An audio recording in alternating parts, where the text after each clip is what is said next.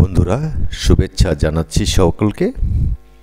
আজ সকাল সকাল গাড়িতে উঠে বসলাম, যাব পালের চর। আমরা এখন পদ্মা ব্রিজের উপর পার হচ্ছি।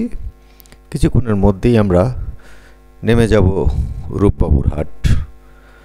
আর রূপবাবুর হাট গিয়ে আপনাদেরকে আমি বাকি তথ্য দিচ্ছি। আমরা রূপবাবুর হাট নেমে গেলাম শরীয়তপুর পরিবহন গাড়িতে। আমি বারবার এই তথ্যটা কেন দিই, আপনাদের যে ওখানে যেতে কোনো সমস্যা না হয়, খুব সহজে চিনে ফেলেন যে কিভাবে পালের চর যেতে হয়। চারিদিকের দৃশ্য দেখছি খুব সুন্দর। ভ্যানগাড়িতে বসে, ভ্যানগাড়িটি চলছে, ভালো লাগছে দেখে। শীতের দিন, সকালবেলা খুবই ভালো লাগছে।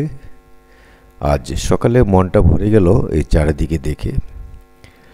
ভাবুন তো একবার, আপনি আসলে আপনারও তো বোধহয় ভালো লাগবে এই দৃশ্যগুলো দেখলে। শহরের এই ইট পাথর দেখতে দেখতে আর ভালো লাগে না, তাই গ্রামে ছুটে আসি। আপনারাও আসুন, এখানে ঘুরে যান, দেখে যান।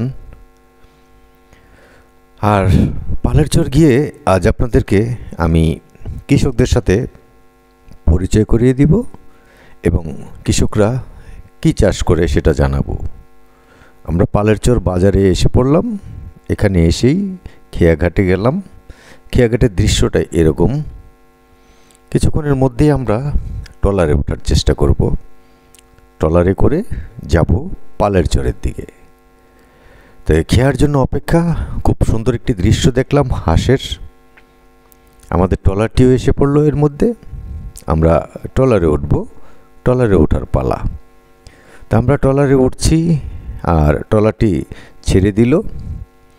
যাব পালের চরে। সোজা যে দেখা যাচ্ছে সেটাই ওইদিকে পালের চর। ওখানে অনেক কৃষিকাজ হচ্ছে। আলু রোপণ হচ্ছে, ভুট্টা রোপণ হচ্ছে, সরিষা রোপণ হচ্ছে, বিভিন্ন ধরনের ফসল রোপণ হচ্ছে। তাই ওখানে নেমে হাঁটা ধরলাম। হেঁটে হেঁটে আপনাদেরকে আজ দেখাবো যে কৃষকরা কী হালে আছে। চরে এখন আলু রোপণ চলছে, শ্রমিকরা কাজ করছে। এবার আশা নিয়ে আসছেন যে বাম্পার আলু হবে এখানে।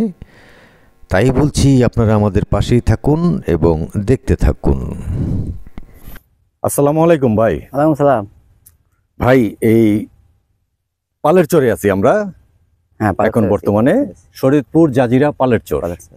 ভাই তো কৃষি কাজের সাথে জড়িত, তাই না? হ্যাঁ ভাই, আমি কৃষি কাজ কত বছর হবে?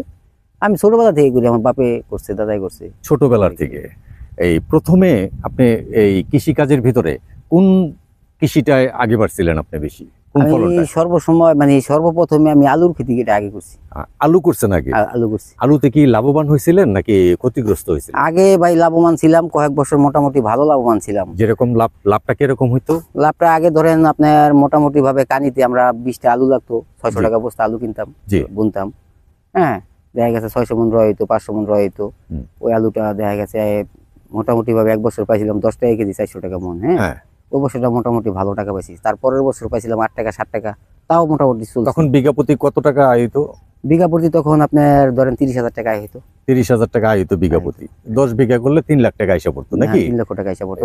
লোহজং চরে ছিলাম আর কি। লোহজং চর। হ্যাঁ, লোহজং চর। আর এদিকে কি আলুর কোনো জমি নিছিলেন আপনি? হ্যাঁ, এখানেও নিছিলাম ভাই। এখন আমি মোটামুটি 60 টাকা জমি। এই যে হাবিব ব্যাপারী কই যে পিপাদি দিয়া, এই শরীফ বাবু দিয়া চলে। এই যে এদিকে যে জমিগুলো দেখা যাচ্ছে, হ্যাঁ, এটি ব্যাক কিলো ছিল। এখানে কতটুক জমি নিছিলেন? এখানে নিছিলাম আপনার 80 কানির মতো। 80 কানি আপনি ফসল করছিলেন? হ্যাঁ, 80 কানি আমি না, আমি মানে একজনকে দিছিল, দুজন দিছিলাম। 80 কানিতে প্রায় হয় এই এক কানিতে 100 কানিতে 500 বিঘা, 400 বিঘা। 100 কানিতে 500 বিঘা। তো অনেক জমি করছিলেন। হ্যাঁ, অনেক জমি। এই সব আলু? সব আলু করছিল। এই হলো বালিকার জেলার আছে আপনার, যে নাম হলো আবু কাজী। জি জি। আবু কাজী নিছিল আপনার 40 কানি, আর আপনার শহীদ হালদার বালিগাঁও, হ্যাঁ হ্যাঁ, উনি নিছিল 40 কানি। আর পরে এই আলুর ফলনটা ছেড়ে দিলেন কেন? আলুর ফলনটা ছাড়ে নাই, উনি তো ওই বছর লাভবান ছিল। হ্যাঁ, এখান থেকে লাভবান ছিল। পরবর্তীতে দেখা গেছে পরের বছর ঘাস হয়ে গেছে, মাটি পড়ে গেছে, পলি মাটি পড়ছে, তখন থেকে একটা লস মাছ খায়। পলি মাটি পড়লে কি হয় না? পলি মাটি বলে আলু হয় না ভাই। আলু হয় না? আলু হয় না, ঘাস হয়ে যায়। কি মাটিতে আলুটা ভালো হয়? আলুটা ভাই আপনার ফুসফুসা মাটিতে ভালো হয়। ফুসফুসা মাটিতে ভালো হয়। আচ্ছা, এরকম কোন ফসলে কি আপনি লস খাইছিলেন? হ্যাঁ ভাই, আলুতে আমি অনেক টাকা লস খাইছি। এই আলুতেই? আলুতে তখন যে আলুতে লাভ করছেন এই আলুতেই লস? ওই আলুতে লস হয়েছে। তখন লোকজন চর ছিলাম আপনি, তখন আমি আলু বুনছিলাম 12 কানি জায়গা। হ্যাঁ 12 কানি জায়গা আলু বুনছিলাম। তো আপনার আলু হয়েছিল মোটামুটি ভালো, তো বৃষ্টিতে ক্ষতিগ্রস্ত হয়ে গেছে ভাই। বৃষ্টিতে আলু খেতে পানি হয়ে গেছে আপনার 1 আডু পর্যন্ত। তখন কি আলু পচে গেছে? আলু পচে গেছে।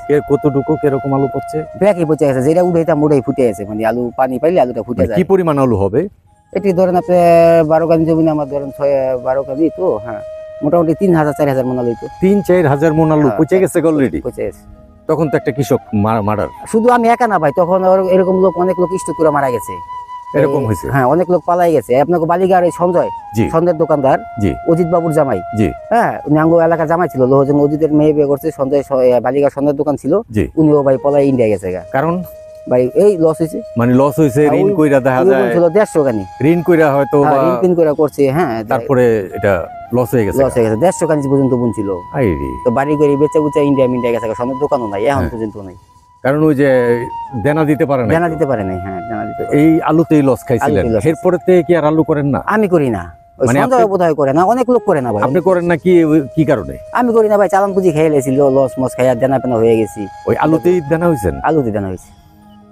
কিরকম টাকা দেনা হয়েছিল? আমি দেনা হয়েছিলাম ধরেন আমার নিজের মোটামুটি 20-22 লাখ টাকা ছিল। আবার পুঁজি ছিল? হ্যাঁ পুঁজি ছিল। হ্যাঁ তো গেছি। হ্যাঁ, এর পরের বছর লস খাইছি। ওই যে বছর আলু পড়ছে তার পরের বছরও 7-8 কানি লাগাইছিলাম, তার ওটাও লস। মানে কি আবার লাভের আশায় লাগাইছিলেন? লাভের আশায় লাগাইছিলাম। হ্যাঁ, ওটাও লস হয়েছে।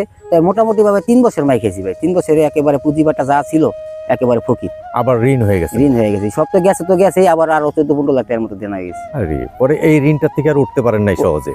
উঠতে পারি নাই ভাই। এখন মোটামুটি উঠছি, দেনা পেনা দিছি, তো সাইডে ডাল ভাত খেয়ে আল্লাহ বাঁচে রাখছে। এই দেনাটা আবার দেওয়ার প্রক্রিয়াটা কিভাবে চালু করলেন? দেনার প্রজেক্টটা দিছি ভাই, আল্লাহ দিতে দিছে। ওই যে নদীতে অভিযান বাইতাম আমরা, মাছ মুছ ধরছি। হ্যাঁ, তখন দেখা গেছে আল্লাহ করলে ওই মাছ দিয়ে দেনাটা দিছি। এত টাকা তো ভাই বদলি আমরা দিয়া সম্ভব না। এত টাকা বদলি আমরা দিয়া এত দেনা দেওয়া সম্ভব? এই যে ফসল করতেছেন আপনি, এখানে ভুট্টা রোপণ করছেন তাই না? হ্যাঁ। এই ভুট্টা রোপণ করছেন, এরকম কোন কৃষি কাজ করে কি আবার দেনা টানা দেওয়া সম্ভব? সম্ভব। আপনি ওইভাবে দানা দেওয়ার চেষ্টা করতেছেন নাকি? হ্যাঁ ভাই, ওইভাবে দিছেন? ওভাবে দিছি, কিন্তু এখন আর দেনা পেনা নাই। আল্লাহ করলে মোটামুটি 1,02 টাকা দেনা আছে। এটি দেনা না, এই যে বর্তমানে যেগুলো করতেছি এইটির উপরে দেনা পেনা। আর বর্ষাকালে কি করেন? বর্ষাকাল দাদা ভাই মাছ ধরি। মাছ কিরকম টাকা ইনকাম হয়? এই দেখা গেছে মাছের উপর ডিপেন্ড। আপনার ওই আমার 40টা চানা ধরে আছে, কোনদিন 2000 বেশি, কোনদিন 1000 বেশি। তাই মোটামুটি ভাবে দেখা গেছে মাসে 50,000 টাকা আসে। ওইভাবে আর কি দেনাটা ক্লিয়ার করে ফেলছেন নাকি? হ্যাঁ। মানে ওই দেনাই আপনার আরেক দিকে নিয়ে গেছে? আরেকদিকে, যে কিভাবে শোধ করতে হবে টাকাটা। মানুষের টাকা যেহেতু মাইরা খাওয়ার ইচ্ছা নাই। তা এই যে আপনি এই ভুট্টা বুনছেন, এবার তো মনে হয় বাম্পার পাবেন আল্লাহর রহমতে। আল্লাহ যদি দেয় ভাই, আল্লাহ যদি দেয়। কিন্তু আলুর দিকে আর যাবেন না? আলুর দিকে ভাই যাওয়ার আর ইচ্ছা নাই ভাই। আলুর দিকে আর মন চায় না যেতে। আলু আমি আপনাদের ওদিকে ওই যে দেখেন ওই সাইডটার ভিতরে তো আলু করছে তাই না? হ্যাঁ, আলু করছে। ওই যে এটা করছে আপনার গাঁও মোরল, ওনার নাম হইলো সাইদুল মোরল। আমার মামা লাগে, উনি লোহজন চর আলু লাগাইছে, আমরা একলা করতাম। আচ্ছা, উনি তো এবার আলু করছে। উনি একটা রিস্ক নিছে আর কি। রিস্ক নিছে বলতে ওনার বাড়ি হলো মালিয়াঙ্ক ব্রিজের লগে। হ্যাঁ, উনার লগে আমরা এক লগে আলু করতাম, পাশাপাশি খেতে করতাম লোহজন থাকাকালীন। তো উনার একটা পোলা আছে আপনার ফ্রান্সে, আর একটা পোলা আছে অস্ট্রেলিয়া। আচ্ছা। হ্যাঁ, উনি খাড়া থাকতে পারে, ওনার ব্যবসা আছে, বাড়িতে খামার খুমার আছে, তারাও ওনাকে যোগান দেয়। হ্যাঁ, লস খাইলেও কিছু আসে যায় না। এখন আপনার মতো আমার মতো মানুষ তো লস খাইলে অনেক কিছু। হ্যাঁ, মধ্যবিত্ত মানুষ লস খাইলে অনেক কিছু। পার্টনারে করে তো উনি আইবলি সর্দার আর উনি সাইদুল মোরল পার্টনারে করে। কিরকম জায়গা হবে এবার আলু বুনছে? ওরা বোধহয় সাইদুল মোরল আর আইবলি সর্দার বোধহয় 30 কানি জমির মতো নিছে। 30 কানির মতো বুনছে নাকি? 30 কানি বুনছে। আর আলুতে আগে অনেক আলু হইতো এখানে? হ্যাঁ, আলু হইতো, অনেক আলু। এখন আলুর দিক থেকে অনেকে মুখ ফিরাই নিছে। আবার যারা পেয়ে গেছে এরা মনে করেন করতে আছে। এবার তো 4-5 বছর ধরে মোটামুটি আলুতে খুব টাকা পাইতেছে। 80 টাকা আলু কেজি, 60 টাকা কেজি, 70 টাকা কেজি। ভবিষ্যতে কি আবার আলু করার ইচ্ছা আছে? ভাই চালান যদি আল্লাহ পাক যদি করতে দেয়, ইচ্ছা আছে ভাই, আলু করব। আলু করার ইচ্ছা আছে। আচ্ছা, বিক্রমপুরের মানুষ আলুতে বিখ্যাত আমরা শুনি, তাই আলুর নেশাটা ছাড়া যাইতেছে না। এখন ভাই পুঁজি নাই। কারণ আগে আপনার এক কানি জমি নিয়ে দেখা গেছে খরচ হইতো 1,20,000 টাকা। ওই পানি নিয়ে উড়ান পর্যন্ত 1.5 লক্ষ টাকা আমরা পারতাম। এখন লাগে আপনার মোটামুটি 2 লাখ 3 লাখ টাকার মতো লেগে যায়। কি আলুটা রোপণ করেন আপনারা? এটা আমরা ডায়মন্ড করতাম। পাকশো আলুটা ডায়মন্ড? হ্যাঁ, ডায়মন্ড আলুর জন্য বিক্রমপুর কিন্তু বিখ্যাত। সব জায়গায় বিখ্যাত ডায়মন্ড আলুটা। বিক্রমপুরের আলু অন্য আলুর চাইতে 2 টাকা দাম বেশি পায়। কারণটা কি? ওই ডায়মন্ড আলুটা এর জন্য। আর বিক্রমপুরের মানুষ এই ডায়মন্ড আলুটাই বেশি করে, তাই না? এই চরে কি আগে বেশিরভাগ আলু হইতো না? হ্যাঁ, বেশিরভাগ। এখন কি হয় বেশি? এখন বেশিরভাগ বিভিন্ন ভুট্টা করে, কেউ জিরা করে, কেউ ধন্য করে, কেউ শস্য করে। এখন মোটামুটি ভাবে সরষে আর আপনার ভুট্টাটাই বেশি চলে, মানে বিভিন্ন দিকে চলে গেছে। হ্যাঁ। আচ্ছা যাক, আপনার কাছে শুনে অনেক ভালো লাগলো। এই আপনি সফল হন।